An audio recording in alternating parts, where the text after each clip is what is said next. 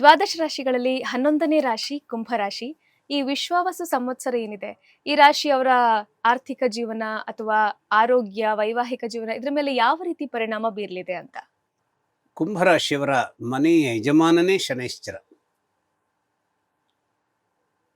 ಶನಿ ಕಾಟ 7.5 ವರ್ಷದಲ್ಲಿ ಕೊನೆಯ 2.5 ವರ್ಷಗಳು ಬರುವ ಮೇ ಭಾಗದಿಂದ ಉಳ್ಕೊಳ್ಳುತ್ತೆ. 5 ವರ್ಷಗಳ ಆ ದೀರ್ಘ ಅವಧಿ ಮುಕ್ತಾಯವಾಗಿ ಕೊನೆಯ 2.5 ವರ್ಷಗಳು ಉಳ್ಕೊಳ್ತವೆ. ಇದೇನೇ ಇರಲಿ, ಇದರ ಚರ್ಚೆ ಆಗೋದಕ್ಕಿಂತ ಮುಂಚೆ ಆಗಮಿಸಿರುವ ವಿಶ್ವಾವಸು ಸಂವತ್ಸರದ ಯುಗಾದಿ ಶುಭಾಶಯಗಳನ್ನು ಬಾಸ್ ಟಿವಿಯ ಎಲ್ಲ ವೀಕ್ಷಕರಿಗೆ ನಾನು ಕೋರ್ತಾ ಇದ್ದೇನೆ. ಅವರ ಜೀವನ ಒಳಿತಾಗಲಿ ಅಂತ ದೇವರಲ್ಲಿ ಬೇಡ್ತಾ ಇದ್ದೇನೆ. ಹಾಗೆಯೇ ಕುಂಭರಾಶಿಯವರ ಸಂಬಂಧವಾಗಿ ದಾಂಪತ್ಯದ ಬಗ್ಗೆ ಕೇಳಿದ್ರಿ, ಆರ್ಥಿಕ ವಿಚಾರಗಳ ಬಗ್ಗೆ ಕೇಳಿದ್ರಿ. ಇವೆಲ್ಲ ವಿಚಾರಗಳು ಕೂಡ ಕುಂಭರಾಶಿಯವರಿಗೆ ಅಷ್ಟೊಂದು ರೀತಿಯ ಸೌಹಾರ್ದಕರ ವಾತಾವರಣದಲ್ಲಿ ಇರುವಂಥದ್ದು ಸ್ವಲ್ಪ ಕಷ್ಟದ ಸಂದರ್ಭವಾಗಿದೆ. ಇವರಿಗೆ ಏನು ಅಂತಂದರೆ ಗುರುಬಲ ಒದಗಿ ಬರುತ್ತೆ. ಗುರುಬಲ ಒದಗಿ ಬರುವುದರ ಮೂಲಕವಾಗಿ ಈ 5 ವರ್ಷಗಳಿಂದ ದಾರುಣತೆಯನ್ನು ಪ್ರದರ್ಶಿಸುತ್ತಿದ್ದಂಥ ಆರ್ಥಿಕ ಸ್ಥಿತಿ ಕೆಲವು ಮಟ್ಟಿಗಿನ ಚೇತರಿಕೆಯನ್ನು ಕಂಡರೂ ಕೂಡ ದಿನಂಪ್ರತಿಯೂ ಎದುರಿಸಬೇಕಾದಂತಹ ಕಳವಳದ ವಿಚಾರ ಕಡಿಮೆ ಆಗತ್ತೆ ಅನ್ನುವಂಥದ್ದು ಗ್ಯಾರಂಟಿ ಅಲ್ಲ. ಯಾಕೆಂದರೆ ಇನ್ನೂ 2 ವರ್ಷಗಳ ಅವಧಿಯ ಶನಿ ಕಾಟ, 7.5 ವರ್ಷಗಳ ಸಾಡೆ ಸಾತಿ ಕಾಟ ಇವರ ಪಾಲಿಗೆ ಒದಗಿ ಬರುವಂಥದ್ದು ಈಗ ಏನಾಗಿದೆ ಅದು ನಿಶ್ಚಿತವಾದದ್ದು. ಹಾಗಾದರೆ ಮೂಲ ಜಾತಕದಲ್ಲಿ ಚಂದ್ರನು ಶನೈಶ್ಚರರು ಬಹಳ ಪ್ರಬಲವಾದಂತಹ ಒಂದು ಸ್ಥಿತಿಗತಿಗಳನ್ನು ಪಡೆದಿದ್ದಾರೆ ಅಂತಾದರೆ, ಅಥವಾ ಇವರ ಜಾತಕದ ಸಂದರ್ಭದ ಬುಧನೋ ಅಥವಾ ಶುಕ್ರನೋ ಈ ಸಂದರ್ಭದಲ್ಲಿ ತಮ್ಮದೇ ಆದಂತಹ ಒಂದು ಸ್ನಿಗ್ಧವಾದಂತಹ ಶಕ್ತಿಯನ್ನು ಇಟ್ಟುಕೊಂಡಂತಹ ದಶಾಕಾಲದ ಸಂದರ್ಭ ನಡೀತಿದೆ ಅಂತಾದರೆ, ಈ ಒಂದು 2.5 ವರ್ಷ ಉಳಿದುಕೊಂಡಂಥ 2.5 ವರ್ಷದ ಶನಿ ಕಾಟ ಏನಿದೆ ಅಷ್ಟೊಂದು ರೀತಿಯ ಬಿರುಗಾಳಿಯನ್ನು ಎಬ್ಬಿಸುವಂತಹ ದುಷ್ಟತನವನ್ನು ತೋರಿಸದೇ ಇರಬಹುದು.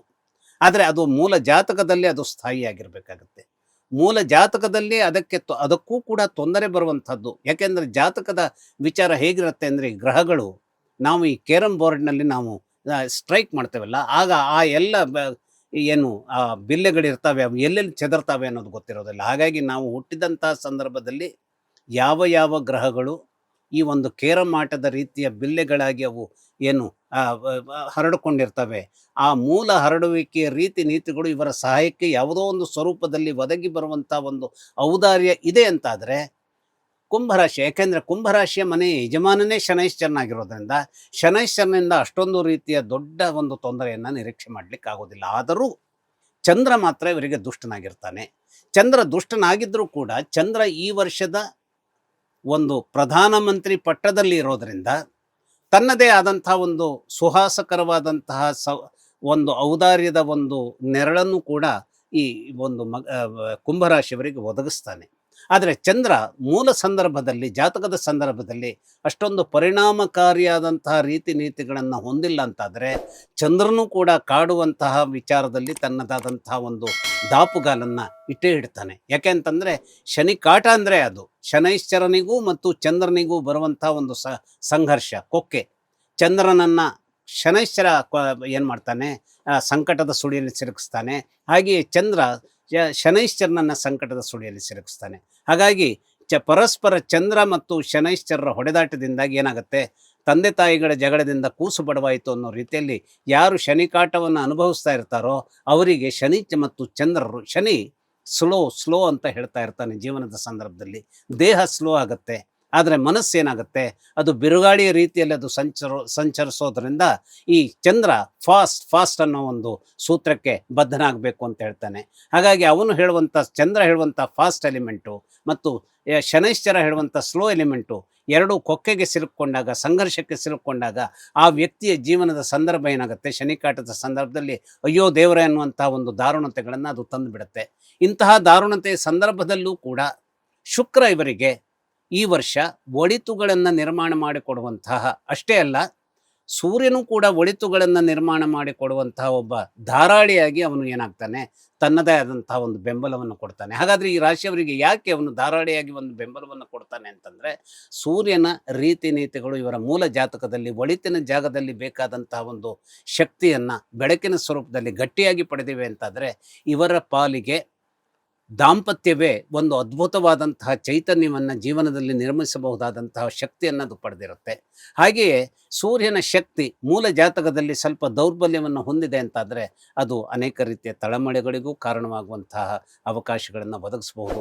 ಆದರೂ ಈ ಕುಂಭರಾಶಿಯವರ ಒಂದು ವಿಚಾರ ಏನು ಅಂದರೆ, ಇವರು ಎಷ್ಟೇ ಕಷ್ಟಕ್ಕೆ ಒಳಗಾದರೂ ಕೂಡ ಇವರು ಆ ಚಿನ್ನದ ಕುಂಭವನ್ನು ಪ್ರತಿನಿಧಿಸುವಂತಹ ಒಂದು ಶಕ್ತಿಯನ್ನು ಪ್ರದರ್ಶಿಸುವಂತಹ ಚೈತನ್ಯವನ್ನು ತಮ್ಮ ಆಂತರ್ಯದಲ್ಲಿ ಒಗ್ಗೂಡಿಸಿಕೊಂಡವರಾಗಿರೋದ್ರಿಂದ, ಆ ಒಂದು ತಮ್ಮ ಕುಂಭವನ್ನು ತುಂಬಿದ ಕುಂಭವನ್ನಾಗಿ, ಅಂದರೆ ಕಲಶ ಹೇಗೆ ತುಂಬಿರುತ್ತೋ ಹಾಗೆ ಕಲಶದ ಸ್ವರೂಪದಲ್ಲಿ ಆ ಕುಂಭವನ್ನು ಇವರು ತುಂಬಿಕೊಂಡಿದ್ದಿದ್ರೆ, ಅಂದರೆ ಆತ್ಮವಿಶ್ವಾಸದ ಮತ್ತು ಸಕಾರಾತ್ಮಕವಾದ ಯೋಚನೆಯೊಂದಿಗೆ ಅವರು ಮುಂದೆ ಹೊರಟರೆ, ಕಷ್ಟಗಳ ನಡುವೆಯೂ ಅನೇಕ ರೀತಿಯ ಸಂಪನ್ನತೆಯ ಚಿಗುರುಗಳನ್ನು, ಶಕ್ತಿಯ ಚಿಗುರುಗಳನ್ನು, ಅಥವಾ ಸಂದರ್ಭದ ಆ ಒಂದು ವಿಶಿಷ್ಟವಾದಂತಹ ಒಂದು ದುರ್ಭರತೆ ಇದ್ದರೂ ಕೂಡ ಆ ಸಂದರ್ಭವನ್ನೇ ಸ್ನೇಹಮಯಿಯಾಗಿ ರೂಪಾಂತರಿಸಿಕೊಳ್ಳುವಂತಹ ಚೈತನ್ಯವನ್ನು ಇವರು ತೋರಿಸೋದಕ್ಕೆ ಒಂದು ಇವರ ಸಂಬಂಧವಾದಂತಹ ಶುಕ್ರ ಗ್ರಹ ಇನ್ ಪರ್ಟಿಕ್ಯುಲರ್. ಯಾಕೆಂದರೆ ಈ ಶುಕ್ರ ಗ್ರಹ ಅನ್ನುವಂಥದ್ದು ಏನಂದರೆ, ಅದು ಲಕ್ಸುರಿಗಳನ್ನು ಒದಗಿಸಬೇಕಾದಂತಹ ಗ್ರಹ.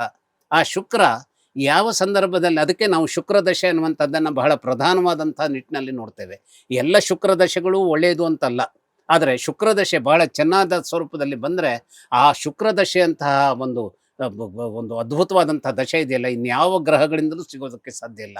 ಯಾಕೆಂದರೆ ಜೀವನದಲ್ಲಿ ಬೇಕಾದಂತಹ ಅನೇಕ ಲಕ್ಸುರಿಗಳಿಗೆ ಶುಕ್ರ ಕಾರಣನಾಗ್ತಾನೆ.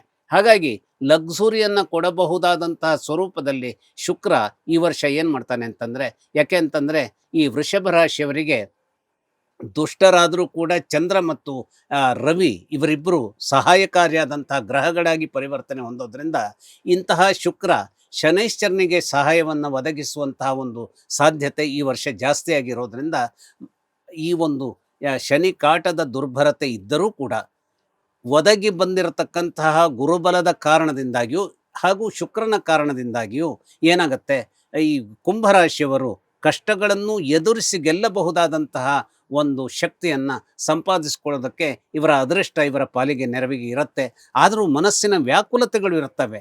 ಆದರೆ ಎಲ್ಲ ಸಂದರ್ಭದಲ್ಲಿಯೂ ಏನು ಮಾಡಬೇಕು, ಯಾವುದೇ ಸಂಕಷ್ಟಗಳು ಬಂದರೂ ಕೂಡ ನಮ್ಮ ಬೌದ್ಧಿಕ ಮತ್ತು ನಮ್ಮ ನಿರ್ಧಾರದ ಒಂದು ಗಟ್ಟಿತನದಿಂದ ಯಾವುದೇ ಸಂದರ್ಭವನ್ನು, ಯಾವುದೇ ಆಡ್ ಸಂದರ್ಭಗಳನ್ನಾದರೂ, ಯಾವುದೇ ವ್ಯತಿರಿಕ್ತ ಸಂದರ್ಭಗಳನ್ನಾದರೂ ಎದುರಿಸಿ ನಿಲ್ಲಿಸ್ತೇನೆ ಅನ್ನುವಂಥ ಆ ವಿಲ್ ಪವರನ್ನು ಇವರು ಪ್ರದರ್ಶಿಸಿದರೆ, ಖಂಡಿತವಾಗಿ ತಮಗೆ ಎದುರಾದಂತಹ ಎಲ್ಲ ಸಮಸ್ಯೆಗಳನ್ನು ಕೂಡ ದೂರ ಮಾಡಿಕೊಡಬಹುದಾದಂತಹ ಒಂದು ಅಪರೂಪದ ಶಕ್ತಿಯನ್ನು ಇವರು ಹೊಂದಬಹುದಾಗಿದೆ. ಅಷ್ಟೇ ಅಲ್ಲ, ಇವರಿಗೆ ಅಕ್ಟೋಬರ್ ನಂತರದಲ್ಲಿ, ಈ ವರ್ಷದ ಅಕ್ಟೋಬರ್ ನಂತರದಲ್ಲಿ ಏನಾಗುತ್ತೆ ಅಂತಂದರೆ, ಸೂರ್ಯನ ಸಂಬಂಧವಾದಂತಹ ಅನೇಕ ಅವನು ಹೆಜ್ಜೆ ಇಡಬೇಕಾದಂತಹ ಮನೆಯ ವಿಚಾರದಲ್ಲಿ ಇವರಿಗೆ ಬೇಕಾದಂತಹ ಅಪರೂಪದ ಸಂದರ್ಭ ನಿರ್ಮಾಣವಾಗೋದ್ರಿಂದ, ಇನ್ ಪರ್ಟಿಕ್ಯುಲರ್ ಯಾವಾಗ ಅಂತಂದರೆ, ಯಾವತ್ತು ಸೂರ್ಯ ಧನಸ್ಸು ರಾಶಿಯನ್ನು ಪ್ರವೇಶಿಸ್ತಾನೋ, ಯಾವತ್ತು ಸೂರ್ಯ ಈ ವೃಶ್ಚಿಕ ರಾಶಿಯನ್ನು ಪ್ರವೇಶಿಸ್ತಾನೋ, ತುಲಾ ರಾಶಿಯನ್ನು ಪ್ರವೇಶಿಸ್ತಾನೋ, ನೀಚತ್ವ ಇದ್ದರೂ ಕೂಡ ಈ 3 ರಾಶಿಗಳಲ್ಲಿಯೂ ಸೂರ್ಯನ ಪ್ರವೇಶಕ್ಕೆ ಆದಾಗ, ಈ ಕುಂಭರಾಶಿಯವರಿಗೆ ಅನೇಕ ಸ್ವರೂಪದ ರಾಜಕಾರಣದ ವಿಚಾರದಲ್ಲಿರಲಿ, ಅಥವಾ ಈ ವ್ಯಾವಹಾರಿಕವಾದಂತಹ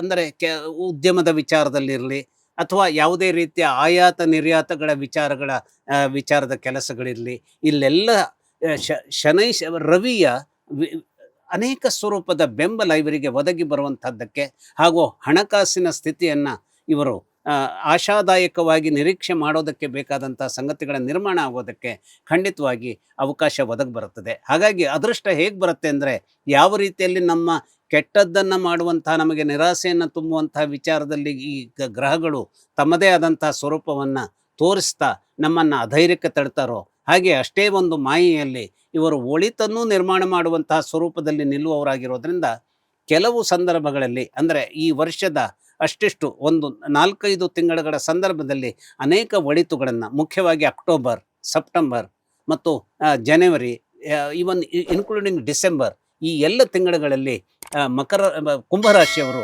ಒಳಿತುಗಳನ್ನು ಸೂರ್ಯನಿಂದ ನಿರೀಕ್ಷೆ ಮಾಡೋದಕ್ಕೆ ಸಾಧ್ಯವಾಗುವಂಥ ಕಂಡೀಷನ್ ಈ ವರ್ಷ ನೆರವೇರುತ್ತೆ.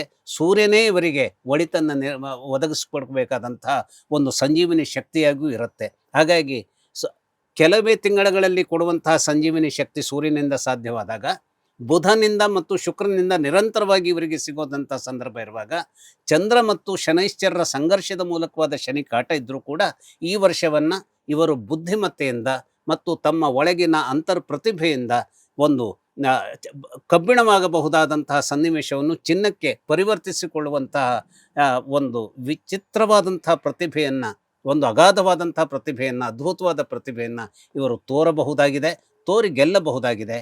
ಈ ಗೆಲುವು ಖಂಡಿತವಾಗಿ ಮುಂದಿನ ವರ್ಷಗಳ ಅನೇಕ ರೀತಿಯ ಗೆಲುವುಗಳಿಗೆ ಇನ್ನಿಷ್ಟು ಹೊಸ ಒಂದು ಕವಲು ದಾರಿಗಳನ್ನು ಇವರಿಗೆ ತೋರಿಸುವಂತಹ ಸನ್ನಿವೇಶಗಳನ್ನು ಅದು ನಿರ್ಮಾಣ ಮಾಡಿಕೊಡುತ್ತೆ. ಒಳ್ಳೆಯದನ್ನು ಮಾಡಿಕೊಳ್ಬಹುದಾಗಿದೆ. ಕುಂಭರಾಶಿಯ ಕುರಿತಾಗಿ ಸಾಕಷ್ಟು ಮಾಹಿತಿಯನ್ನ ಹಾಗೆ ಅವರ ಶುಭ ಅಶುಭ ಫಲಗಳನ್ನು ತಿಳಿಸಿಕೊಟ್ರಿ ಗುರುಜಿ. ಧನ್ಯವಾದ. ನಮಸ್ಕಾರ. ಲೇಟೆಸ್ಟ್ ಹಾಗೂ ಇಂಟ್ರೆಸ್ಟಿಂಗ್ ಸುದ್ದಿಗಳಿಗಾಗಿ ಬಾಸ್ ಟಿವಿ ಕನ್ನಡ ಚಾನೆಲ್ನ ಸಬ್ಸ್ಕ್ರೈಬ್ ಮಾಡಿ. ಹಾಗೆಯೇ ಬೆಲ್ ಐಕಾನ್ ಪ್ರೆಸ್ ಮಾಡಿ. ಇದರ ಜೊತೆಗೆ ಫೇಸ್ಬುಕ್, ಇನ್ಸ್ಟಾಗ್ರಾಮ್, ಎಕ್ಸ್ನಲ್ಲೂ ಮಿಸ್ ಮಾಡದೆ ಫಾಲೋ ಮಾಡಿ.